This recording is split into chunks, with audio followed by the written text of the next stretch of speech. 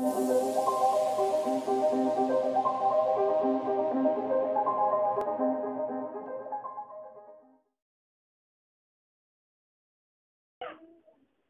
جدید میں سے ہم دیکھیں گے فلپیوں کے نام لکھا گیا مقدس پالوس رسول کا خط ہے اور اس کی آیت نمبر 20 اور کلام میں یہ لکھا ہے کیونکہ کوئی ایسا خیال میرے پاس نہیں جو صاف دلی سے تمہارے لیے فکر مند ہو، سب اپنی اپنی باتوں کی فکر میں ہے، نہ کہ یسوع مسیح کی۔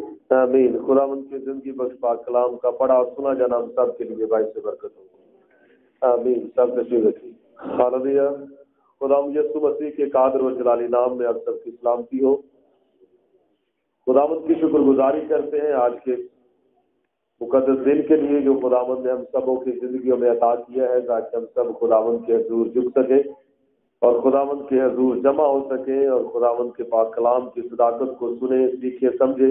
تو آج خدا ہمارے ساتھ بولنا چاہتا ہے اور بڑی خاص اور اہم باتیں خدا اپنے لوگوں کے ساتھ شیئر کرنا چاہتا ہے۔ خدا جب کوہ سینا پر بولتا تو بائبل مقدس میں لکھا ہوا ہے کہ پہاڑ جو ہے وہ تھر تھرانا شروع کر دیتے۔ جب خدا آتا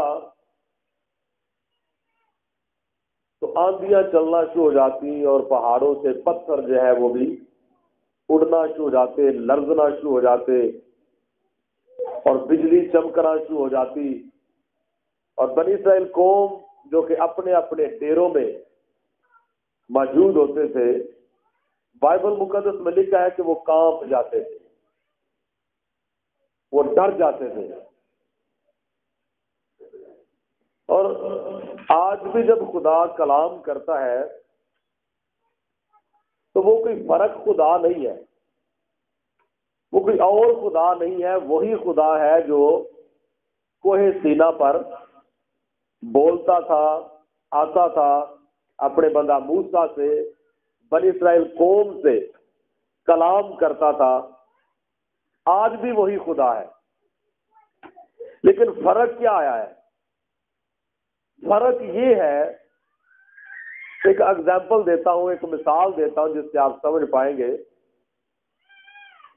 اگر بجلی کی تار ننگی ہو، بجلی کی تار ننگی ہو تو آپ مجھے بتا سکتے ہیں کہ کون ہے جو اس کو ہاتھ لگا سکتا ہے یا اس کو پکڑے گا؟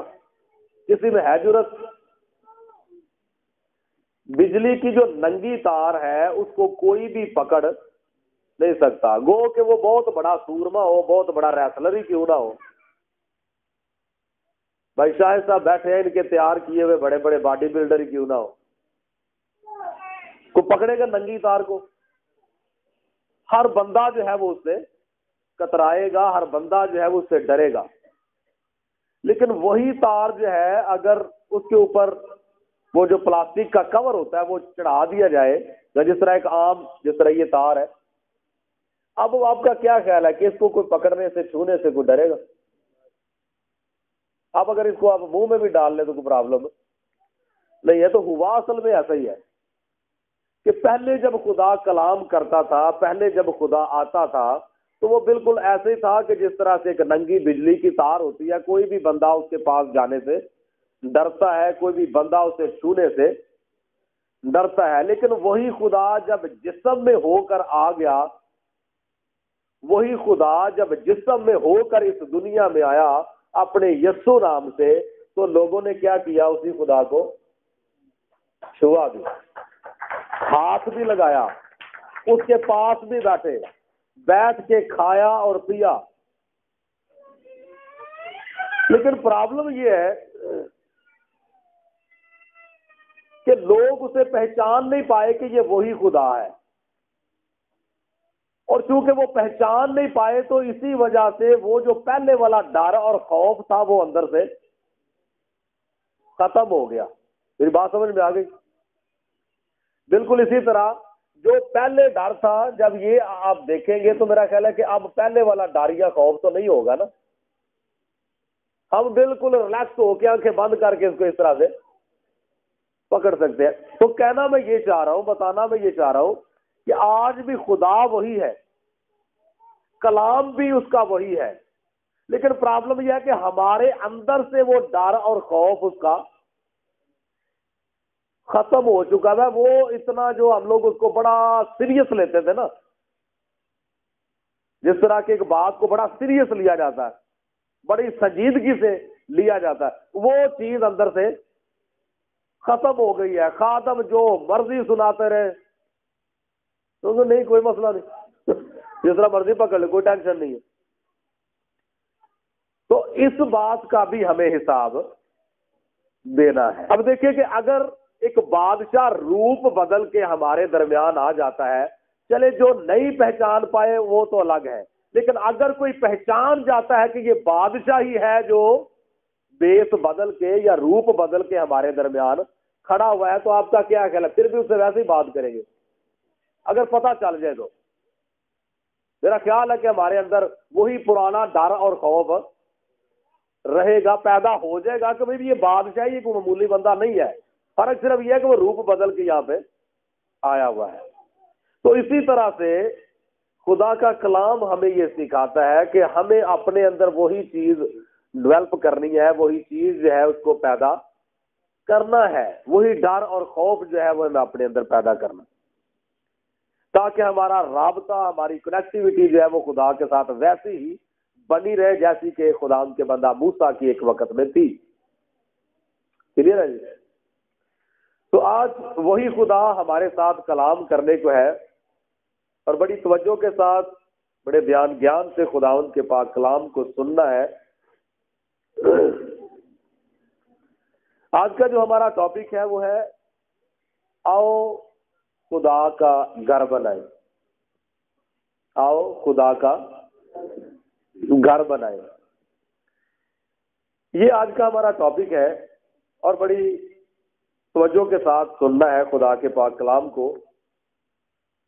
یہاں پر خداوند کا بندہ پولس رسول بیان کرتا ہے، کیونکہ کوئی ایسا ہم خیال میرے پاس نہیں جو صاف دلی سے تمہارے لیے فکر مند ہو.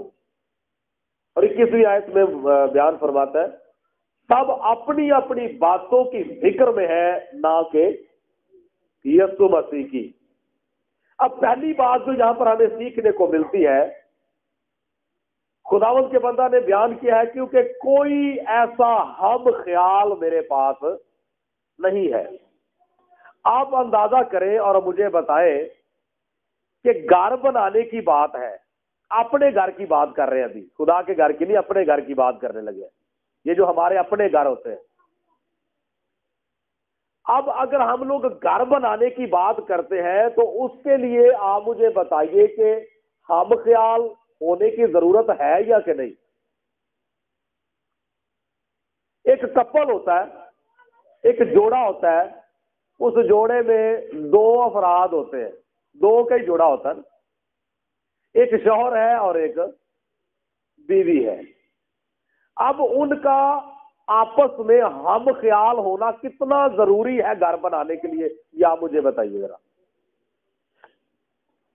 اگر دونوں ہم خیال نہیں ہوں گے تو کیا گھر بنے گا؟ تھوڑا سا اگر بول کے بتا دیں گے تو میرا خیال ہے کہ کوئی پرابلم تو نہیں ہوگی. اگر دونوں میاں بیوی ہم خیال نہیں ہوں گے، شوہر جو ہے وہ موٹر وے پہ جائے اور بیوی جو ہے وہ GT روڈ سے آئے، تو آپ کا کیا خیال ہے؟ گھر بنے گا؟ گھر کبھی بھی بن نہیں سکتا. اور فرض کرے کہ گھر بن گیا، اب گھر بننے کے بعد بھی وہ ہم خیال نہیں ہے، تو آپ مجھے بتائیں گھر چلے گا؟ گھر نہیں چلے گا. گھر بنانے کے لیے اور گھر چلانے کے لیے، گھر بنانے کے لیے اور گھر چلانے کے لیے کیا ضروری ہے؟ انڈرسٹینڈنگ، دونوں کا ہم خیال ہونا. اب دونوں کا ہم خیال ہونا ایک تو ضروری ہے گھر بنانے کے لیے، اور گھر کس کے لیے بنا رہے ہیں؟ خود تو وہ گزارا کر ہی لیں گے نا، جیسے تیسے بھی کر ہی لیں گے. تو گھر وہ بنا کس کے لیے رہے؟ بچوں کے لیے نا. تو پھر مطلب کیا ہوا کہ نمبر 1 ان کا ہم خیال ہونا ضروری ہے گھر بنانے کے لیے، اور نمبر 2 پہ ان کا ہم خیال ہونا ضروری ہے بچوں کے فیوچر کے لیے، بچوں کے مستقبل کے لیے. تو اب اگر وہ ہم خیال نہیں ہے، ان کی آپس میں ہی جو ہے وہ نہیں بنتی، تو گھر کیسے بنے گا، گھر کیسے چلے گا، اور بچوں کا کیا بنے گا؟ کیا خیال ہے؟ اور جب اسی طرح سے خدا نخواستہ وہ کرتے کرتے ان کی زندگی گزر جاتی ہے اور وہ اس دنیا سے رخصت ہو جاتے ہیں، دنیا سے چلے جاتے ہیں، تو اتنی دیر میں بچے بھی تھوڑے بڑے ہو چکے ہوتے ہیں نا. تو آپ مجھے بتائیں، آپ نے بہت سارے، میں نے تو دیکھے، آپ نے بھی دیکھے ہوں گے، ایسے بچے جو ہیں وہ ماں باپ کے بارے میں، اپنے پیرنٹس کے بارے میں، اپنے والدین کے بارے میں، اپنے آباء و اجداد کے بارے میں کیا رائے رکھتے ہیں؟ سمجھ سکتے ہیں؟ کبھی دیکھے ایسے بچے؟ ان کی باتیں سنی ہے کہ وہ پھر اپنے والدین کے بارے میں کیا کمنٹس کرتے ہیں، ان کے کیا ویوز ہوتے ہیں، کس قسم کی وہ باتیں کرتے ہیں؟ سوری. تو اس کا مطلب یہ ہوا کہ پنجابی میں اس طرح کہتے ہیں نا، یہ ساری کھپ جو ہے، اس ساری کھپ کو ختم کرنے کے لیے ضروری کیا ہے؟ صرف 2 لوگوں کا ہم خیال ہونا. اگر وہ دونوں آپس میں ہم خیال ہے تو معاملات بالکل سموتھلی چلتے جائیں گے، اور بچوں کی بھی تربیت پہ اچھا اثر پڑے گا، بچوں کی بھی اچھی تربیت ہوگی. جس طرح اس دن پادری صاحب ایک اگزامپل دے رہے تھے کہ 2 میاں بیوی تھے، تو وہ آپس میں صبح صبح لڑنا شروع ہو گئے، صبح صبح جو ہے وہ ان کی ککڑا کوئی شروع ہو گئی، یہاں تک کہ بچے جو ہے وہ بغیر ناشتے کے اسکول چلے گئے. اب وہ لڑتے رہے، وہ دیکھتے رہے، منہ ان کا کہ کب فارغ ہوتے ہیں ڈیوٹی سے، اور پھر ہمیں کو تھوڑا سا ناشتہ کروائیں گے تو پھر ہم اسکول جائیں گے. اب ان کا وہ قصہ جو ہے وہ ختم نہیں ہوا، تو انہوں نے بیگ پکڑے اور اسکول چلے گئے. جب واپس آئے تو واپس آ کے وہ بچے آپس میں لڑنا شروع ہو گئے. تو والد صاحب کہتے ہیں، او لڑا نہیں کرتے؟ واہ جی واہ، کیا بات ہے، سانو تو سویرے پکڑ پاڑے گل چڑیا، ناشتہ بھی نہیں کروایا اور لڑتے رہے، اور اب ہمیں کیا کہہ رہے ہیں؟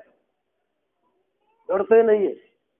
تو مطلب کیا ہوا اس بات کا کہ اگر انڈرسٹینڈنگ ہوگی، ہم خیال ہوں گے، تو اس کا اثر بچوں پہ بھی پڑے گا. تو خداوند کے مقدس کلام کے مطابق اس بات پر ہمیں غور کرنے کی ضرورت ہے. خداوند کا بندہ پولس رسول کہتا ہے، کیونکہ کوئی ایسا ہم خیال میرے پاس نہیں جو صاف دلی سے تمہارے لیے فکر مند ہو، سب اپنی اپنی باتوں کی فکر میں ہے، نہ کہ یسوع مسیح کی. اب کلیسیا کا اور خادم کا رشتہ آپس میں کیا ہے؟ ذرا مجھے بتائیں گے. خادم کا اور کلیسیا کا رشتہ آپس میں کیا ہے؟ باپ اور بچوں کا بھی رشتہ ہے، اور پھر اس کے علاوہ ایک اور بھی رشتہ ہے. جب خداوند یسوع مسیح دولہا ہے تو کلیسیا کیا ہے؟ اس کی دلہن ہے. تو خادم جو ہے وہ زمین پر کس کی نمائندگی کرتے ہیں؟ دولہے کی. اب مجھے بتائیں کلیسیا کا اور خادم کا کیا رشتہ؟ بن گیا؟ سمجھ آ گئی؟ تو اب میاں بیوی کا آپس میں ہم خیال ہونا ضروری ہے. کس بات کے لیے؟ کس کے لیے؟ گھر بنانے کے لیے. گھر بنانے کے لیے کس کا گھر بنانے کے لیے؟ خداوند یسوع مسیح کا، خدا کا گھر بنانے کے لیے. تو نمبر 2 پہ ہم خیال ہونا کیوں ضروری ہے؟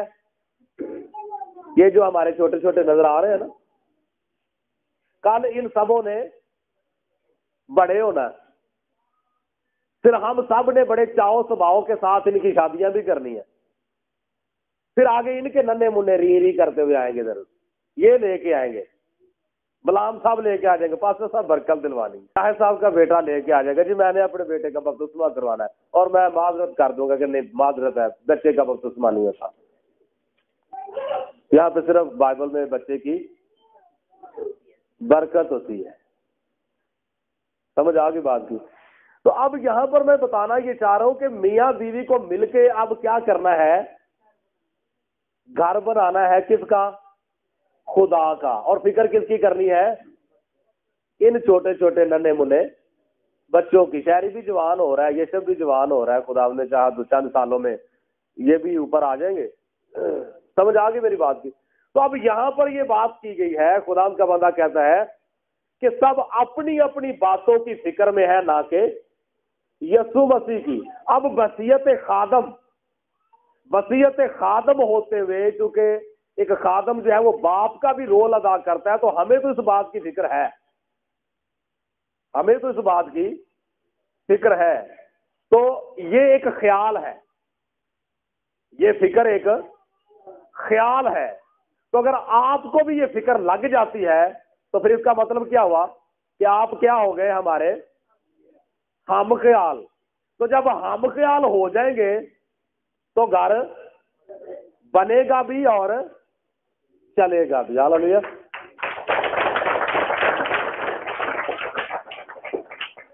اب کیوں گھر بنتے نہیں اور کیوں گھر چلتے نہیں؟ کیونکہ ہم خیال ہی کوئی نہیں. اور پولس رسول بڑے افسوس کے ساتھ کہتا ہے کہ میرا کوئی ہم خیال جو ہے وہ میرے پاس نہیں ہے جو صاف دلی سے تمہارے لیے فکر مند ہو. خداوند کے بندہ پولس رسول نے کلیسیاؤں کی بنیاد رکھی ہے. یہ تمام یورپین کنٹریز جو ہے نا, یہ یورپین کنٹریز جو ہے, یورپ ممالک جو ہے, یہ سارے کے سارے اگر آج مسیحیت میں ہیں, سارے کے سارے کرسچن ہیں, مسیح کو ماننے والے ہیں. وہ کہ وہ نامی مسیحی ہے لیکن ہے تو مسیحی نا. ہم کون سا بڑے حقیقی مسیحی بنے پھرتے ہیں؟ ہمارے میں بھی بہت سارے ایسے ہیں جو بات ہے بھائی نام کے مسیحی ہے. لیکن کہنا میں یہ چاہ رہا ہوں کہ یہ ساری کی ساری مقدس پولس رسول کی محنت ہے. اس کے جو بشارتی سفر ہوئے ہیں بائبل مقدس میں, یہاں پر بائبل مقدس میں آپ دیکھیں پیچھے میپ ہوگا, جن کے پاس ہے کچھ بائبل کے اندر ہے, کچھ کے پاس نہیں ہے. آپ دیکھیں ذرا پیچھے میپ بنا ہوا ہے, پیچھے بنا ہوا ہے نا میپ. اب یہاں پر دیکھیں جی, یہ پولس رسول کا پہلا سفر, ٹھیک ہے, پولس رسول کا پہلا سفر ہے جو اس نے بحیرہ روم میں کیا, ترسس میں, کلکیا میں, پمفلیا میں, انطاکیہ میں, سوریا میں, کپرس میں, پافس میں, سلیمس میں, پرگا میں, پسدیا کا انطاکیہ. یہ سارے علاقے جو ہیں, یہ سارے ممالک جو تھے, مقدس پولس رسول نے ان میں سفر کیا اور مختلف کلیسیاؤں کی بنیادیں رکھی. پھر اس کے بعد آگے آپ دیکھیں پولس رسول کا دوسرا سفر ہے اور پھر پولس رسول کا تیسرا سفر ہے, اور یہاں پر باقاعدہ حوالہ جات بھی دیے گئے ہوئے. پہلا سفر جو ہے وہ اعمال کی کتاب 13واں چیپٹر اس کی 4 آیت سے لے کر 14ویں باب کی 26ویں آیت تک مقدس پولس رسول کے پہلے بشارتی سفر کا ذکر جو ہے وہ ہمیں ملتا ہے. ٹھیک ہے. پھر اس کے بعد جو دوسرا اور تیسرا سفر ہے اس کے بھی حوالہ جات یہاں پر کوڈ کیے گئے ہوئے ہیں. اعمال کی کتاب 15واں باب 36ویں آیت سے لے کر 18ویں چیپٹر کی 22ویں آیت تک دوسرا سفر ہے. اور پھر پولس رسول کا تیسرا بشارتی سفر جو ہے اعمال کی کتاب 18واں چیپٹر 23 آیت سے لے کر 21ویں چیپٹر کی 15ویں آیت تک.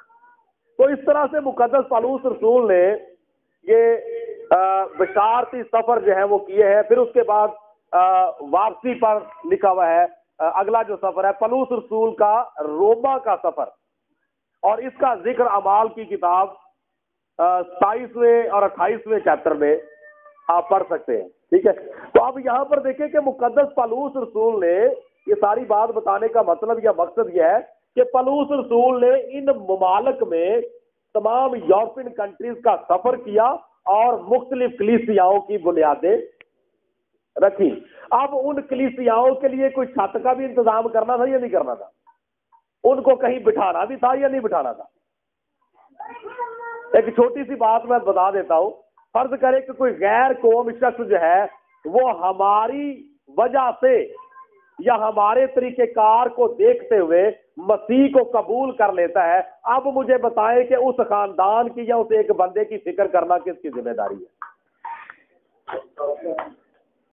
تو بات کرنے کا مطلب یہ ہے کہ یہ جو ایک بندوبست کرنا ہے یا انتظام کرنا ہے، یہ ذمہ داری کس کی ہے؟ اگر کوئی مسیحیت میں آ جاتا ہے تو پھر اس کی پروٹیکشن کرنا یا اس کو سنبھالنا یا اس کے ایمان کو پختہ کرنے کے لیے انتظام کرنا کس کی ذمہ داری ہے؟ اہل مسیحیت کی۔ تو وہ تو بعد کی بات ہے، لیکن جو موجود ہے میں یہ سمجھتا ہوں اگر ان کے لیے بندوبست کر لیا جائے تو میں سمجھتا ہوں بڑی بات ہے۔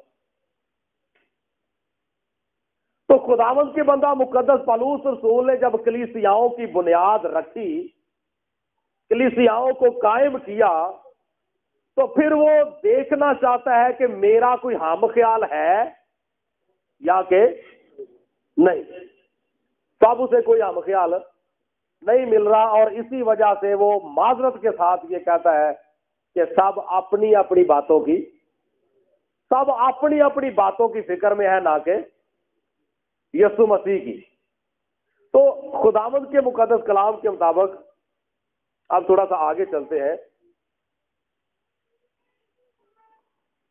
خدا کوہ سینا پر اترتا تھا، اپنے بندہ موسیٰ سے بات کرتا تھا، اور پھر ایک وقت ایسا آیا کہ خدا نے اپنے منصوبے اور اپنی پلاننگ کے مطابق اپنے بندہ موسیٰ سے بات کی۔ خروج کی کتاب 25واں چیپٹر نکالیے جی، خروج کی کتاب 25واں باب اس کی 8ویں آیت مبارکہ میں لکھا ہوا ہے، اور وہ میرے لیے ایک مقدس بنائے تاکہ میں ان کے درمیان سکونت کروں، اور مسکن اور اس کے سارے سامان کا جو نمونہ میں تجھے دکھاؤں ٹھیک اسی کے مطابق تم اسے بنانا۔ ایک وقت تھا کہ خدا کو سینا پر کلام کرتا، بات کرتا، پھر ایک وقت آیا کہ خدا اپنے بندہ موسیٰ سے بات کرتے ہوئے کہتا ہے کہ بنی اسرائیل قوم سے جا کے کہے کہ وہ میرے لیے کیا کریں، ایک گھر بنائے، میرے لیے ایک مقدس بنائے، میرے لیے ایک مسکن بنائے تاکہ میں ان کے درمیان سکونت کروں۔ تو اب آپ مجھے بتائیں گھر کیسے بنتا ہے؟ آپ سبھی جانتے ہیں نا کہ گھر کیسے بنتا۔ ایسا تو کبھی ہوتا نہیں ہے کہ آج رات کو خواب آئی کہ گھر بن رہا ہے اور صبح اٹھے اور گھر بن گیا ہوا۔ بھائی اندریا سے ہوتا کہ رات کو خواب میں دیکھا جی گھر بن رہا ہے، صبح اٹھے تو دیکھا سرپرائز، واو گھر بن گیا۔ ایسا کبھی ہوا؟ ایسا نہیں ہوتا۔ اب جب خدا نے کہہ دیا کہ گھر بناؤ تو پھر دیکھنا ہے کہ گھر کیسے بنتا ہے۔ 25ویں چیپٹر کی پہلی آیت پڑھیں گے جی۔ پہلی آیت میں لکھا ہوا ہے، اور خداوند نے موسیٰ کو فرمایا بنی اسرائیل سے یہ کہنا کہ میرے لیے نظر لائے، میرے لیے نظر لائے، اور تم ان ہی سے میری نظر لینا جو اپنے دل کی خوشی سے دے۔ نظریں سمجھتے ہیں نا کیا ہوتا ہے؟ تیرے اگے نظرہ سب چڑھاوا، یعنی ہدیہ جات۔ سمجھ آ گئی بات کی؟ تو اب خدا اپنے بندہ موسیٰ سے کہتا ہے کہ بنی اسرائیل سے یہ کہنا کہ میرے لیے نظر لائے، اور تم ان ہی سے میری نظر لینا جو اپنے دل کی خوشی سے دے۔ جو اندر سے خوش نہیں ہے وہ نہ دے، اتنی مجبوری نہیں ہے۔ لیکن بائبل مقدس ہمیں یہ سکھاتی ہے، خدا ہمیں یہ بتاتا ہے، خدا کے انبیاء کرام ہمیں یہ سکھاتے ہیں کہ اگر تو خدا کے گھر کو بنائے گا تو خدا تیرے گھر کو بنائے گا، اور نہ صرف بنائے گا بلکہ بنائے رکھے گا۔ ہاللیلویا۔ نہ صرف بنائے گا بلکہ بنائے رکھے گا۔ بعض اوقات ہوتا ہے کہ گھر بن تو جاتا ہے لیکن بنا وہ نہیں رہتا، گھر تباہ بھی تو ہو جاتے ہیں نا۔ تو جب کوئی خدا کا گھر بناتا ہے تو خدا اس کا گھر بناتا ہے، اور نہ صرف بناتا ہے بلکہ اس کو بنائے رکھتا ہے، وہ چلتا رہتا ہے کام اس کا۔ تو اب یہاں پر خداوند کے بندہ موسیٰ نے پھر اپنے لوگوں سے خداوند کی باتوں کو شیئر کیا، اور آگے تیسری آیت میں خداوند نے فرمایا اور جن جن چیزوں کی نظر تم کو ان سے لینی ہے وہ یہ ہے، سونا اور چاندی اور پیتل اور آسمانی اور ارغوانی اور سرخ رنگ کا کپڑا اور باریک کتان اور بکری کی پشم اور مینڈوں کی سرخ رنگی ہوئی کھالیں اور تخس کی کھالیں اور کیکر کی لکڑی اور چراغ کے لیے تیل اور مسح کرنے کے تیل کے لیے اور خوشبودار بخور کے لیے مسالے اور سنگ سلیمانی اور عبود اور سینہ بند میں گڑنے کے لگینے، اور وہ میرے لیے ایک مقدس بنائے تاکہ میں ان کے درمیان سکونت کروں۔ یہ بات ہو رہی ہے خیمہ اجتماع کی، جب بنی اسرائیل کو مصر سے نکل آئے، بیابان میں آ گئے، تو خدا نے کہا کہ میرے لیے ایک مقدس بناؤ، تو اس وقت خدا نے کھالوں کا گھر بنوایا، جانوروں کی کھالیں جو ہوتی ہے نا، رنگی ہوئی کھالیں، ان کا گھر جو ہے وہ بنا، جس کو ہم لوگ خیمہ اجتماع کہتے ہیں۔ اور اس گھر کے لیے جو جو چیزیں درکار تھی خدا نے واضح طور پر بتا دی کہ جی یہ چیزیں درکار ہے، اور وہ چیزیں پھر بنی اسرائیل قوم نے کیا کیا، اکٹھا کرنا شروع کی، اور عورتوں نے مردوں نے مل کر خداوند کے گھر کے لیے سب کچھ جو ہے وہ دینا شروع کیا۔ اور یہاں تک کہ بائبل مقدس میں لکھا ہوا ہے کہ وہ جو عورتیں تھیں وہ بڑی زبردست کڑھائی کرتی تھی پردوں پہ، بڑے چاؤ کے ساتھ، بڑی محبت اور پیار کے ساتھ کہ ہم خدا کے گھر کے لیے یہ کر رہی ہیں، اور وہ کڑھائی کیے ہوئے پردے جو ہے وہ انہوں نے پھر پیش کیے۔ اور اس کے بعد ایک وقت ایک عرصہ گزرا کہ خیمہ اجتماع جو ہے وہ ویسے ہی چلتا رہا۔ اس کے بعد مقدس داؤد نبی کا دور آ جاتا ہے، مقدس داؤد نبی کا۔ اب مقدس داؤد خدا کا بندہ جو ہے، اس کے دل میں یہ خیال پیدا ہوا کہ خدا کا گھر بنائے۔ تو اب ہم دیکھتے ہیں تواریخ کی پہلی کتاب 28واں چیپٹر ہے، اور اس کی آیت نمبر 2 سے ہم لوگ پڑھتے ہیں۔ یہاں پر لکھا ہوا ہے، تب داؤد بادشاہ اپنے پاؤں پر اٹھ کھڑا ہوا اور کہنے لگا، اے میرے بھائیوں اور میرے لوگوں، میری سنو، میرے دل میں تو تھا کہ خداوند کے عہد کے صندوق کے لیے آرام گاہ اور اپنے خدا کے لیے پاؤں کی کرسی بناؤں، اور میں نے اس کے بنانے کی تیاری بھی کی، پر خدا نے مجھ سے کہا کہ تو میرے نام کے لیے گھر نہیں بنانے پائے گا، کیونکہ تو جنگی مرد ہے اور تو نے خون بہایا ہے۔ اب یہاں پر دیکھیں کہ خدا کا بندہ یہ کہہ رہا ہے کہ میرے دل میں تھا، دل میں تھا مطلب کیا تھا، ایک خیال تھا کہ میں خدا کے لیے ایک گھر بناؤں، عہد کے صندوق کے لیے ایک آرام گاہ بناؤں۔ پہلے وہ کھالوں کے گھر میں تھا، اب خدا کا بندہ کہتا ہے کہ نہیں، اب وہاں پر نہیں رہے گا، بلکہ اس کے لیے ایک بڑا گھر میں بناؤں۔ یہ اس کے دل میں خیال تھا، اور وہ لوگوں کے ساتھ اس خیال کو شیئر کرتا، اپنی قوم کے لوگوں کے ساتھ اس خیال کو شیئر کرتا ہے، اور بتاتا ہے کہ میں نے کہا تو تھا کہ میں ایسا کروں گا، لیکن خدا نے مجھے منع کر دیا۔ بہرحال میں نے اپنے طور پر اس کی تیاری کی۔ اب خدا کو یہ بات پسند آئی، اور خدا نے اس گھر کا جو خدا ان کا بندہ داؤد خدا کے لیے بنانا چاہتا تھا، اس کا نمونہ جو ہے خدا نے اسے دے دیا روح کی تحریک سے۔ آگے دیکھیے 28واں چیپٹر ہے، اور اس کی 11ویں آیت سے ہم لوگ پڑھتے ہیں۔ 11ویں آیت میں لکھا ہے، تب داؤد نے اپنے بیٹے سلیمان کو ہیکل کے اتارے اور اس کے مکانوں اور خزانوں اور بالا خانوں اور اندر کی کوٹڑیوں اور کفارہ گاہ کی جگہ کا نمونہ اور ان سب چیزوں یعنی خداوند کے گھر کے صحنوں اور آس پاس کی کوٹریوں اور خدا کے مسکن کے خزانوں اور نظر کی ہوئی چیزوں کے خزانوں کا نمونہ بھی دیا جو اس کو روح سے ملا تھا۔ یعنی خدا نے روح کی تحریک سے اپنے بندہ کو وہ سارا نقشہ بنا کے دے دیا۔ آج ہم نقشہ بنوانے کے لیے کس کو بلاتے ہیں؟ نقشہ نویس کو، میپ بنانے والے جو اس کو بلاتے ہیں، جی آئیں جی ہمیں نقشہ بنا کے دے۔ لیکن خداوند کے بندہ داؤد کو، خداوند کے بندہ موسیٰ کو جو خدا کے گھر کا نقشہ ملا وہ کس سے ملا؟ وہ خدا نے خود نقشہ دیا ہے کہ اسے اس طرح کا بنانا ہے۔ اور پھر خداوند کے مقدس کلام کے مطابق 29ویں چیپٹر کا ہم لوگ پڑھیں گے، یہاں پر لکھا ہوا ہے پہلی آیت سے، اور داؤد بادشاہ نے ساری جماعت سے کہا کہ خدا نے فقط میرے بیٹے سلیمان کو چنا ہے، اور وہ ہنوز لڑکا اور نا تجربہ کار ہے اور کام بڑا ہے، کیونکہ وہ محل انسان کے لیے نہیں بلکہ خداوند خدا کے لیے ہے۔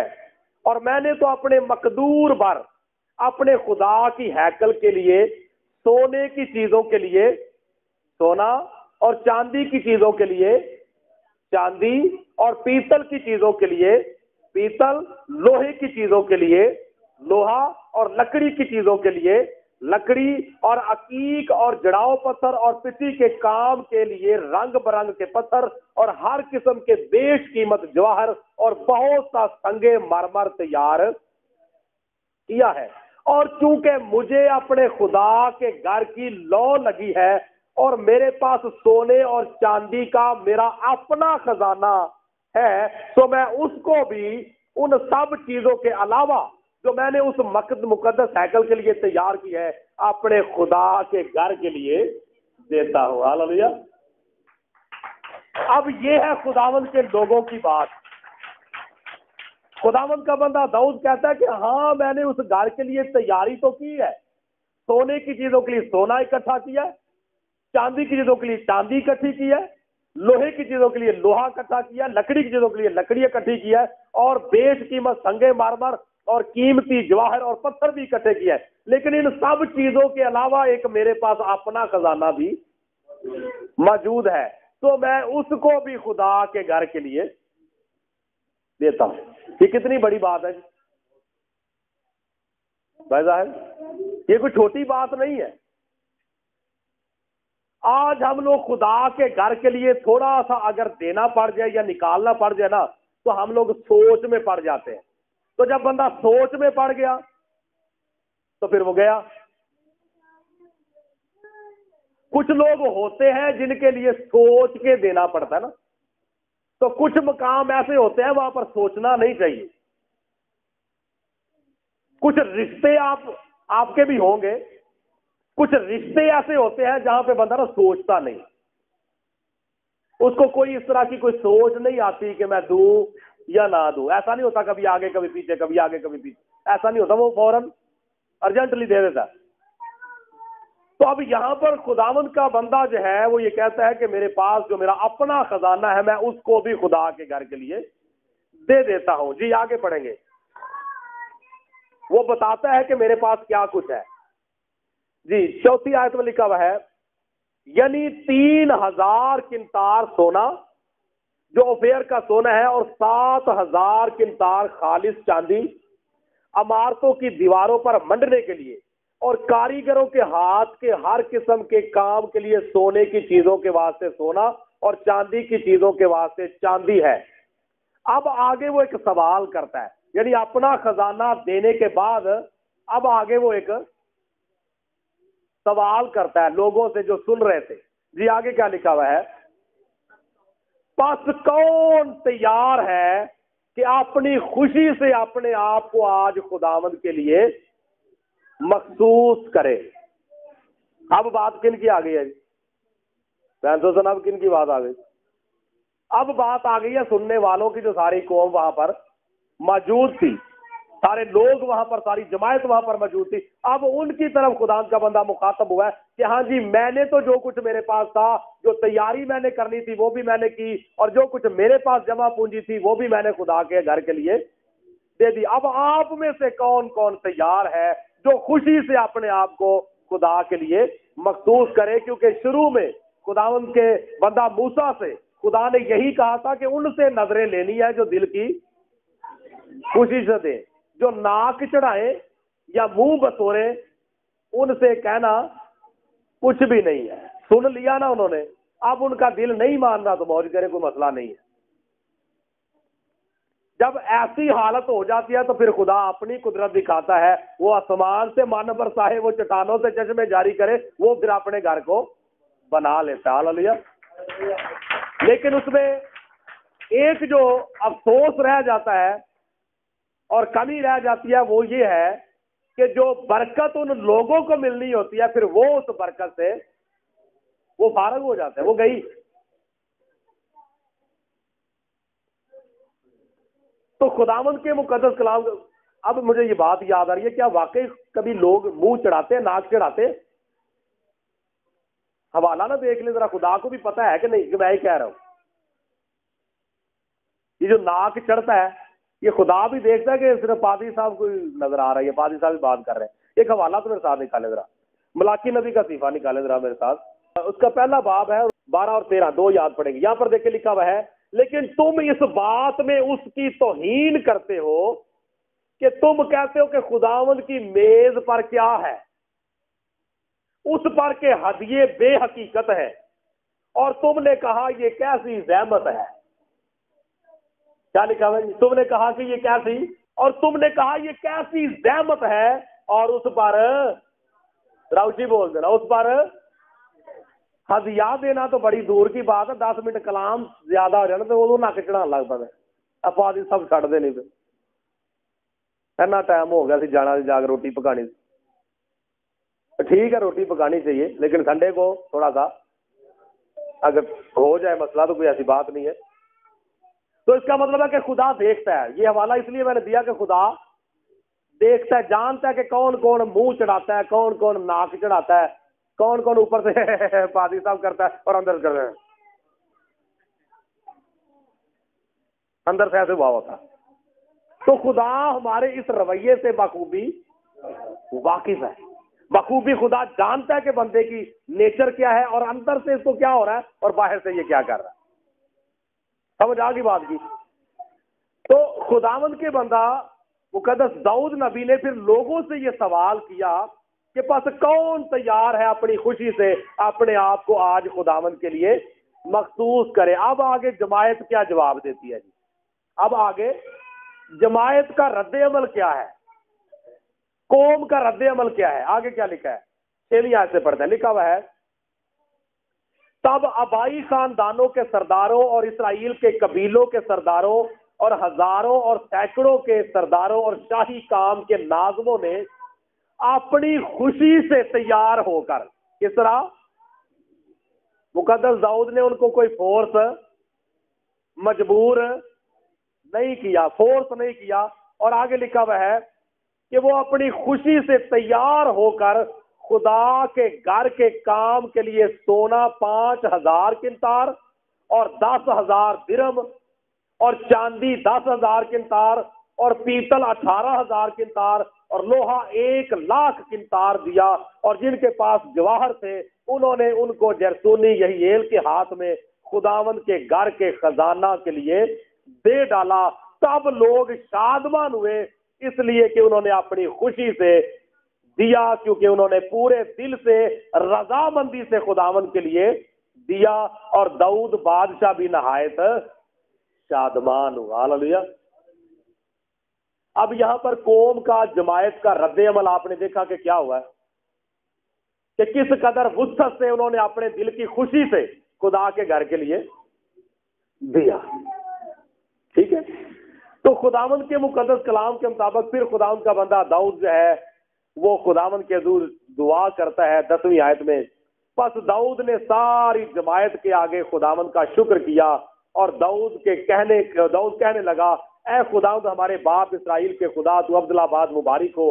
اے خداوند عظمت اور قدرت اور جلال اور غلبہ اور حشمت تیرے ہی ہے، تیرے ہی لیے ہے، کیونکہ سب کچھ جو آسمان اور زمین میں ہے تیرا ہے۔ اے خداوند بادشاہی تیری ہے، اور تو ہی بصیرت سردار سبوں سے ممتاز ہے، اور دولت اور عزت تیری طرف سے آتی ہے، اور تو سبوں پر حکومت کرتا ہے، اور تیرے ہاتھ میں قدرت اور توانائی ہے، اور سرفراز کرنا اور سبوں کو زور بخشنا تیرے ہاتھ میں ہے۔ اور اب اے ہمارے خدا ہم تیرا شکر اور تیرے جلالی نام کی تعریف کرتے ہیں۔ 14ویں آیت بڑی خاص ہے، پر میں کون اور میرے لوگوں کی حقیقت کیا؟ پر میں کون اور میرے لوگوں کی حقیقت کیا کہ ہم اس طرح سے خوشی خوشی نذرانہ دینے کے قابل ہو. اس کا مطلب یہ ہے کہ اگر کوئی خوشی خوشی خدا کے گھر کے لیے دیتا ہے تو اس قابل بھی اس کو خدا بناتا ہے. اگر خدا توفیق نہ دے تو بندہ کچھ بھی کر نہیں سکتا. ٹھیک ہے, تو خدا ان کا بندہ کہتا ہے کہ خدا میں کون اور میرے لوگوں کی حقیقت کیا ہے کہ ہم خوشی خوشی تیرے گھر کے لیے یہ نذرانہ دینے کو راضی ہوئے اور اس قابل ہوئے. اور پھر آگے لکھا ہے کیونکہ سب چیزیں تیری طرف سے ملتی ہے اور تیری ہی چیزوں میں سے ہم نے تجھے دیا ہے. ہمارے پاس اپنا کیا ہے؟ یہ زندگی ہماری اپنی ہے, یہ سانس جو چل رہی ہے یہ ہماری اپنی ہے. تو پھر ہمارے پاس ہے کیا جو ہم نے خدا کو دینا؟ ہمارے پاس تو کچھ بھی نہیں ہے. تو پھر خدا کے بندہ نے ٹھیک کہا کہ ہم نے تیری ہی دی ہوئی چیزوں میں سے تجھے دیا. لیکن پرابلم یہ ہے کہ آپ سب کے چھوٹے چھوٹے بچے ہیں, آپ کا بڑا تجربہ ہوگا, میرا بھی ہو گیا ہوا ہے. بچے کو لے کے جائے نا دکان پہ, چیز جو بھی مانگے اس کو لے دے, بعد میں باپ ہی بولے نا تھوڑی سی مجھے بھی دے دے نا, ایسا تو نہیں ہو سکتا. تو ہوتا ہے نا اس طرح سے. اب یہی طریقہ کار ہمارا کس کے ساتھ ہے؟ یہی طریقہ کار ہمارا خدا کے ساتھ ہے. خدا سے ہم لوگ مانگتے رہتے رکھا پاک بہ رہے ہیں اور خدا ہمیں دے دیتا ہے. بعد میں جب خدا کہتا ہے تھوڑی سی یار مطلب کو چکاو لگی ہوئی ہوتی بس خدا تینوں پتا ہے نا اسی مجبور دوچار ساڈے اپنے بڑے خرچے نے, اسی آپ ہی کشف والے کو لون لے کے کمیٹیاں پا کے کام چلانے پہ تینوں ہوں بچوں کتوں دئیے تو مال کر رہ بھی کر. تو پھر اسی خدا نے آنے خدایا تو معاف کر. کوئی آ جائے منگنا سے تو انہوں پتا کیا دے معاف کر دے. خدا نے کیا چل خدایا تو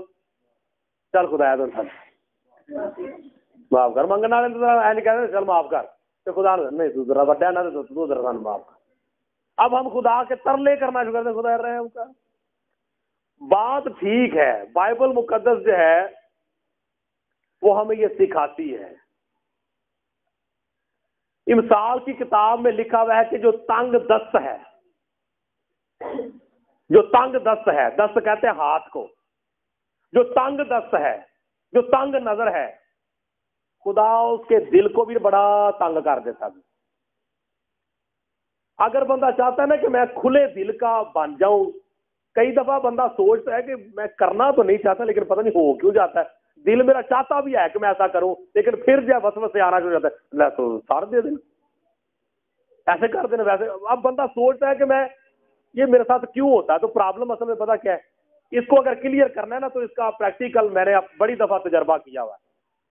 اس کا پریکٹیکل یہ ہے کہ اپنے ہاتھ کو کھلا رکھے, نظر کو وسیع رکھے اور دل خود بخود کشادہ ہو جاتا ہے. جو بندہ اپنے ہاتھ کو تنگ کرتا ہے نا خدا اس کے دل کو تنگ کرتا ہے. اور جب دل تنگ ہوتا ہے پھر بندہ بھی تنگ ہوتا ہے. جب بندہ تنگ ہوتا ہے پھر بیوی تنگ ہوتی ہے. جب بیوی تنگ ہوتی ہے تو پھر بچے بھی تنگ ہوتے ہیں. تو جب سارا خاندان تنگ ہے پھر وہ آسے پاسے والے بھی, پھر رشتے دار بھی تنگ, پھر ان کو منہ نہیں لانا چاہتے, پھر سڑتا رہتا سانو کو آتا نہیں, سارا بلا لیتے سانو نہیں بلا. تو ہوا کیا کہ کام کہاں سے چلا؟ ہاتھ سے. تو اگر ہاتھ کھلا بندہ کر دیتا تھوڑا سا تو خدا اس کے دل کو کھلا کر دیتا. جب دل کھلا ہو جاتا ہے تو دینا مالک نے ہے. دینا کس نے ہے؟ دینا مالک نے ہے. ہم سمجھتے ہیں نہیں ہے جڑا اسی کمال ہے نا یہ ہوئے گا تو پھر کام چلنا. ایک اور بڑا پریکٹیکل میں نے کیا ہے اور میں سمجھتا ہوں اس بات کو, بہت سارے لوگوں کو بھی میں نے دیکھا ہے. ایک وقت ہوتا ہے کہ بندہ چونی اکٹھی کر کے تو جمع کرتا ہے اور اتنا وہ ہو جاتا ہے یا اس قابل ہو جاتا ہے کہ اسے فیوچر میں کوئی پرابلم نظر نہیں آ رہی ہوتی کہ مستقبل میں مجھے کوئی پرابلم ہوگی. مطلب اس کا ڈیلی کا جو سسٹم ہے وہ بھی ایزیلی چل رہا ہوتا ہے, اور اگر کوئی ایسا معاملہ مطلب کوئی ایمرجنسی بن جاتی ہے اسے پتا ہوتا ہے کہ پھر بھی میں اس کو ہینڈل کر لوں گا. اچھا اب اس میں نا ایک پرابلم کیا آ جاتی ہے؟ پرابلم اس میں یہ آ جاتی ہے کہ جب بندے کے پاس تھوڑا سا ڈھیر لگ جاتا ہے یا تھوڑی سی اس کی سیونگ ہو جاتی ہے نا, اب بندہ خدا کی بجائے نا اس سیونگ پہ توکل شروع کر دیتا ہے. سمجھے اس بات کو. جب وہ اکٹھا کر رہا ہوتا ہے تب توکل کس پہ ہوتا ہے؟ خدا پہ. جب سیونگ ہو جاتی ہے تو پھر توکل کس پہ ہو جاتا ہے؟ نو ٹینشن ہے, کوئی مسئلہ نہیں. ساڑھے سے گجر ہوں سن, اب تو وہ چلے گئے بڑے عرصے سے, یا پھر کوئی لڑائی ہو گئی تو اب ان کے والد صاحب جو ہے نا وہ ہلاشری دے رہے ہیں اپنے بچوں کو, مار انہوں قتل کر دے, کوئی 2-4 ڈنگر ویچ کے اتنے بھی لانے پہ گئے تو لا لوا گے, کوئی گل نہیں, کیونکہ کتنے ہی ڈنگر تھے جانور. اب یہ کیا ہے کہ جب بندے کے پاس جمع پونجی ہو جاتی ہے تو پھر اس کا توکل کس پہ ہو جاتا ہے؟ وہ بندہ اس سیونگ کی طرف دیکھنا شروع کر دیتا ہے کہ نہیں کوئی مسئلہ نہیں ہے. تو سیونگ پہ توکل نہیں, توکل پھر بھی خدا پہ رکھنا ہے. جب خدا پہ ہوگا نا تو وہ پھر سیونگ پھر اور زیادہ بڑھے گی. اگر سیونگ پہ ہو گیا نا تو پھر سیونگ ادھر ہی رہے گی, اور میں بھی کہ اس کو کیڑا بھی لگ جائے, کیونکہ اس پہ ہمارا اختیار نہیں ہے. ٹھیک ہے, تو خداوند کے مقدس کلام کے مطابق یہاں پر خداوند کے لوگوں نے خداوند کے گھر کے لیے سب کچھ دیا, اور وہ خداوند کا بندہ پھر دعا میں یہ کہتا ہے کہ اے خداوند یہ تیرے ہی دیے ہوئے میں سے ہم نے تجھے واپس لوٹایا ہے. اچھا جی, اب اگلی بات, یہ سارا کچھ خدا کے گھر کے لیے کر رہے تھے نا. اچھا, یہ جو پڑا ہوا ہے اس کے بارے میں آپ کا کیا خیال ہے کہ یہ کہاں سے آ گیا؟ یہ طریقہ کار یہ کہاں سے آ گیا؟ خدا نے کیا بکسا رکھا ہے؟ خدا نے کہا کہ صندوق گلا بنا کے رکھے ہو. میرے ساتھ نکالیے ذرا, تاکہ اس کی حقیقت بھی آج آپ کو پتا چل جائے. اتوار کا 10 روپے چندہ جڑا وہ تو پینا, تو یہ جڑا نا بچارا اتنے منہ بہتا رہتا سارا. تو سارا نے اچھا کوئی نہیں, چلو کوئی بات نہیں, ٹھیک اگلے سنڈے سے سر چلو توفیق پئی پھر سے. جی, خدا کا کلام ہمیں کیا سکھاتا ہے اس کے بارے میں؟ تواریخ کی 2 کتاب نکالیے ذرا. اب خدا کا گھر بن چکا ہوا ہے, یہ اگلا سٹیپ ہے, یہ اگلا سٹیپ ہے. خدا ان کے بندہ داؤد نے تیاری کی, لوگوں نے اس میں جو ہے وہ کوآپریٹ کیا, ساتھ پارٹیسپیٹ کیا, اور خدا کے گھر کے لیے جو جو کچھ ان کے پاس تھا انہوں نے بڑے کھلے دل سے دے دیا. اور خدا ان کے بندہ سلیمان بادشاہ نے پھر وہ ہیکل بنائی. اب وہ ہیکل بن چکی ہے. اب مسئلہ کیا ہوا ہے کہ ہیکل کی مرمت ہونے والی ہے. کچھ بادشاہ آئے سلیمان بادشاہ کے چلے جانے کے بعد, اس دنیا سے رخصت ہو جانے کے بعد, اور بادشاہ آئے اور انہوں نے کیا کیا کہ خدا کے گھر کی تھوڑی سی تباہی کی, اور خدا کے گھر کی مرمت ہونے والی ہو گئی. سمجھ آ گئی بات کی؟ اب پھر ایک بادشاہ آیا اور اس کو خداوند نے کیا حکم دیا اور کیا اس نے کیا خدا کی دی ہوئی حکمت کے مطابق. جی, یہ 24واں باب ہے, تواریخ کی 2 کتاب 24واں باب. یہ بڑا خاص اور اہم حوالہ ہے, اس کو پڑھیے گا ذرا اور دھیان سے سنیے گا. یہ بڑی کھوج کرنے کے بعد, ریسرچ کرنے کے بعد کہیں میں یہاں پر پہنچا, اور پھر مجھے پتا چلا کہ واقعی یہ خدا کے کلام کے عین مطابق ہے. یہ ایویں نہیں رکھ دیا جاتا, یہ خدا کے کلام میں یہ بات لکھی ہے, یہ طریقہ کار ہمیں ملتا ہے. 24واں چیپٹر, بڑی توجہ سے سنیے گا جی. یہاں پر یواس بادشاہ ہے. کیا نام ہے جی بادشاہ کا؟ یواس بادشاہ. اور آپ اندازہ کریں کہ اس کی عمر کتنی ہے. یواس 7 برس کا تھا. جن کے پاس بائبل ہے کیا لکھا ہوا ہے جی, پڑھے. کتنے برس کا؟ 7 برس کا. 7 برس کا کوئی ہے یہاں پر کوئی بچہ 7 برس کا؟ 7 برس کا سارا آپ کی 7 سال عمر. چلے ٹھیک ہو گیا. 7 سال کا بچہ سمجھ دینا کیا ہوتا ہے. اب کہنا میں یہ چاہ رہا ہوں کہ 7 سال کے بچے میں اس طرح کی سوچ آ سکتی ہے, مشکل ہے, لیکن جب خدا استعمال کرتا ہے تو پھر آ جاتی ہے. یہاں پر لکھا ہے یواس 7 برس کا تھا جب وہ سلطنت کرنے لگا, اور اس نے 40 برس یروشلم میں سلطنت کی. اس کی ماں کا نام زبیہ تھا جو بیرسبا کی تھی. اور یواس یہویدا کاہن کے جیتے جی وہی جو خداوند کی نظر میں ٹھیک ہے کرتا رہا. اور یہویدا نے اسے 2 بیویاں بیاہ دی, اور اس سے بیٹے اور بیٹیاں پیدا ہوئی. اس کے بعد یوں ہوا کہ یواس نے خداوند کے گھر کی مرمت کا ارادہ کیا. اب میچور ہو گیا, سمجھ اسے آ گئی, تو اس نے کیا کیا, خدا کے گھر کی مرمت کا ارادہ کیا. تو اس نے کاہنوں اور لاویوں کو اکٹھا کیا اور ان سے کہا کہ یہودا کے شہروں میں جا جا کر سارے اسرائیل سے سال با سال اپنے خدا کے گھر کی مرمت کے لیے روپیہ جمع کیا کرو, اور اس کام میں تم جلدی کرنا، تو بھی لاویوں نے کچھ جلدی نہ کی۔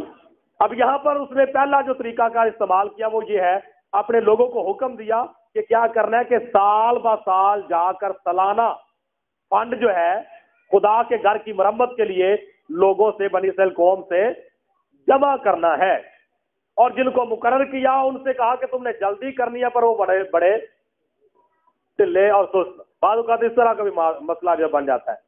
جی آگے، تب بادشاہ نے یہویدا سردار کو بلا کر اس سے کہا کہ تو نے لاویوں سے کیوں تقاضا نہیں کیا کہ وہ شہادت کے خیمہ کے لیے یہودا اور یروشلم سے خداوند کے بندہ اور اسرائیل کی جماعت کے خادم موسیٰ کا محصول لایا کرے، کیونکہ اس شریر عورت عتلیہ کے بیٹوں نے خدا کے گھر میں رکھنے کر دیے تھے، اور خداوند کے گھر کی سب مقدس کی ہوئی چیزیں بھی انہوں نے بالیم کو دے دی تھی۔ اب آگے خاص بات جی، پس بادشاہ نے حکم دیا اور انہوں نے ایک صندوق بنا کر اسے خداوند کے گھر کے دروازہ پر باہر رکھا۔ کوئی پڑھے جی اور کوئی ذرا کیا لکھا ہوا ہے؟ پس بادشاہ نے حکم دیا اور انہوں نے ایک صندوق بنا کر اسے خداوند کے گھر کے دروازہ پر باہر رکھا۔ جی آگے، اور یہودا اور یروشلم میں منادی کی کہ لوگ وہ محصول جسے بندہ خدا موسیٰ نے بیابان میں اسرائیل پر لگایا تھا خداوند کے لیے لائیں، اور سب سردار اور سب لوگ خوش ہوئے اور لا کر اس صندوق میں ڈالتے رہے جب تک پورا نہ کر دیا۔ ٹھیک ہے جی آگے، جب صندوق لاویوں کے ہاتھ سے بادشاہ کے مختاروں کے پاس پہنچا اور انہوں نے دیکھا کہ اس میں بہت نقدی ہے، تو بادشاہ کے منشی اور سردار کاہن کے نائب نے آ کر صندوق کو خالی کیا اور اسے لے کر پھر اس کی جگہ پہنچا دیا، اور روز ایسا ہی کر کے انہوں نے بہت سی نقدی جمع کر لی۔ پھر بادشاہ اور یہویدا نے اسے ان کو دے دیا جو خداوند کے گھر کی عبادت کے کام پر مقرر تھے، اور انہوں نے سنگ تراشوں اور بڑائیوں کو خداوند کے گھر کو بحال کرنے کے لیے اور لوہاروں اور ٹھٹیروں کو بھی خداوند کے گھر کی مرمت کے لیے مزدوری پر رکھا۔ تو کاریگر لگ گئے اور کام ان کے ہاتھ سے پورا ہوتا گیا، اور انہوں نے خدا کے گھر کو اس کی پہلی حالت پر کر کے اسے مضبوط کر دیا۔ ہاللیلویا۔ تو یہ ہے طریقہ کار۔ اب آپ کا کیا خیال ہے کہ یہ طریقہ ملا خدا کے کلام میں سے کہ نہیں ملا؟ مل گیا نا، تو اس کا مطلب ہے کہ یہ پادری صاحب کی کوئی اپنی سوچ نہیں ہے، بلکہ یہ خدا کے کلام کا ہی طریقہ کار ہے۔ کلیئر ہے جی؟ تو میرے عزیزو، خداوند کے مقدس کلام کو آپ نے سنا ہے، ان باتوں پر غور کرنے کی ضرورت ہے، اور خداوند نے پھر وہ بات کہی کہ ناک نہیں چڑھانی، جو دل کی خوشی سے دیں ان سے لینا ہے۔ کلیئر ہے؟ ایک آخری حوالہ ہم لوگ اور پڑھتے ہیں، مقدس یوسیہ نبی کا صحیفہ نکالیے جی، مقدس یوسیہ نبی کا صحیفہ۔ یہاں پر خدا بڑے واضح الفاظ میں ایک بات کرتا ہے۔ مقدس یوسیہ نبی کا صحیفہ، اس کا باب نمبر 43 ہے، اور اس کی آیت نمبر ہے جی 23، آیت نمبر 23 ہے، بلکہ 22 اور 23 دو یاد پڑھتے ہیں۔ یہاں پر لکھا ہوا ہے، 21ویں آیت سے پڑھ لیتے ہیں، میں نے ان لوگوں کو اپنے لیے بنایا تاکہ وہ میری حمد کرے، تو بھی اے یعقوب تو نے مجھے نہ پکارا، بلکہ اے اسرائیل تو مجھ سے تنگ آ گیا، تو بروں کو اپنی سوختنی قربانیوں کے لیے میرے حضور نہیں لایا، اور تو نے اپنے ذبیحوں سے میری تعظیم نہیں کی، میں نے تجھے ہدیہ لانے پر مجبور نہیں کیا، اور لبان جلانے کی تکلیف نہیں دی۔ اب یہاں پر خدا کیا کہتا ہے کہ میں نے تجھے ہدیہ لانے کے لیے مجبور نہیں کیا، اگر تو لے کے آیا ہے تو اپنے دل کی خوشی سے، اور اگر لے کر آنا چاہتا ہے تو بھی اپنے دل کی خوشی سے، مجبوری کوئی نہیں۔ لیکن یہ ہے کہ جو مجبور ہو جاتا ہے وہ پھر پکا ہی، وہ ویسے بھی مجبور ہی رہتا تھا، یہ کلیئر بات ہے. جو مجبور ہوتا ہے وہ ویسے بھی پھر اس کی مجبوریاں ختم نہیں ہوتی. تو پھر وہ زبور پتہ کون سا گاتا؟ دل دا میں مجبور تو یسو میں نو سانب کے رکھی. پھر یہ مسئلہ اس کا جو ہے نا وہ 24 آور چلتا رہتا ہے، اور میں بھی لائف ٹائم چلے اگر وہ اپنے کو سیدھا نہ کرے تو میری بات سمجھ میں آ گئی. تو خداوند آپ کو برکت دے میرے عزیزو. ان تمام باتوں پر غور کرنے کی ضرورت ہے کہ خداوند کے گھر کو بنانا ہے. اور خداوند کا بندہ پولس رسول کیا کہتا ہے کہ یہاں پر میرا کوئی ہم خیال نہیں ہے، سب اپنی اپنی باتوں کی فکر میں ہے، نہ کہ مسیح یسوع کی. تو اب آپ کے سامنے خدا کا خادم ہونے کی حیثیت سے ایک خیال پیش کیا گیا ہے. جی سمجھ آ گئی میری بات کی؟ ابھی خیال میں تھوڑا سا بتاؤں گا کہ جو خداوند نے بتایا وہ کیا ہے. تو ان باتوں پر غور کرنے کی ضرورت ہے. اگر ہم لوگ اپنی اپنی فکر میں رہتے ہیں اور خدا کے گھر کی فکر نہیں کرتے تو پھر ظاہر سی بات ہے خدا ہماری فکر کتنی کرے گا. تو آج کا یہی پیغام ہے جو خداوند نے دیا اور آپ سب لوگوں تک پہنچایا گیا. تو ان تمام باتوں پر غور کیجئے. خدا کسی کو مجبور نہیں کرتا، اور میں یہ بڑے فخر کے ساتھ یہ بات کرتا ہوں اور خوش ہوں اس بات سے کہ ہمارا خدا اس طرح کا خدا نہیں ہے جو ہمیں مجبور کر دے، جس طرح یہ دنیا کے غیر معبود نہیں مجبور کر دے کہ کالا بکرا ہن تینوں لیا ہی پینا ہے، دینا ہی پینا ہے. میرے استاد ہیں مبشر فیاض صاحب کھاریہ میں، ان کے پاس جو ہے وہ ایک عورت آئی تو اس کے بچے پیدا ہوتے تھے، اور جب وہ 2 سال کے، یہ 2.5 سال کے ہوتے تھے نا، تو 2-2.5 سال کا بچہ جو ہے وہ بولنا شروع کر دیتا ہے نا، ماما پاپا باتیں تو تھوڑی بہت کرتا ہے. اچھا اس کے بچے جب 2-2.5 سال کے ہوتے ہیں کرنے شروع کر دیں گے، اور اس کے بعد خدا معاف کرے اس کے بعد انہوں نے ویسے ہی فارغ ہو جانا. 2-2.5 سال کا ہونا اور بجائے بات کرنے کے انہوں نے یہ شروع کر دینا. اس کے بعد پھر ایسا مسئلہ بننا اور 2-3 بچے ان کے اسی طرح سے ہوئے. تو آخر انہیں کسی نے بتایا اور وہ استاد کے پاس آئے. جب انہوں نے خداوند کے حضور دعا کی تو خداوند نے پھر ظاہر کر دیا، واضح کیا. اور اس بہن سے جو ہے وہ خداوند کے بندہ نے پوچھا کہ ہاں جی کیا معاملہ ہے، پیچھے کیا کچھ مان کے آئے ہوئے ہیں؟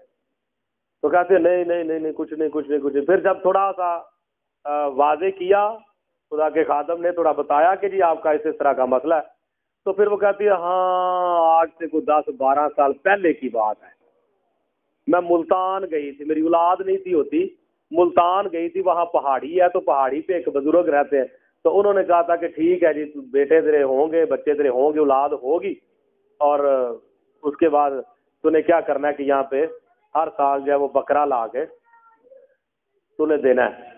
تو اولاد تو ہوئی ہے لیکن میں نے بکرا وہاں پہ کوئی نہیں دیا. تو بابا جی نے پھر بابا جی نے بکرا گھر بھیج دیا کہ چلو ادھر تو نہیں آیا تو میں بھیج دیتا ہوں. تو کہنے کا مطلب یہ ہے کہ اس طرح سے خدا مجبور نہیں کرتا، جس طرح کی وہ مجبوریاں بندشیں ڈال دیتے نا لوگوں کو. خدا اس طرح ہمیں نہیں کہتا. خدا کہتا کہ ہم خوشی سے یہ سارا کچھ کریں. تو جو لوگ خوشی سے خدا کے لیے دیتے ہیں، بائبل مقدس لکھا ہے کہ خدا خوشی سے دینے والوں کو عزیز رکھتا ہے. تو خداوند آپ سب کو آج کے پاک کلام کے وسیلہ سے برکت بخشے. آمین.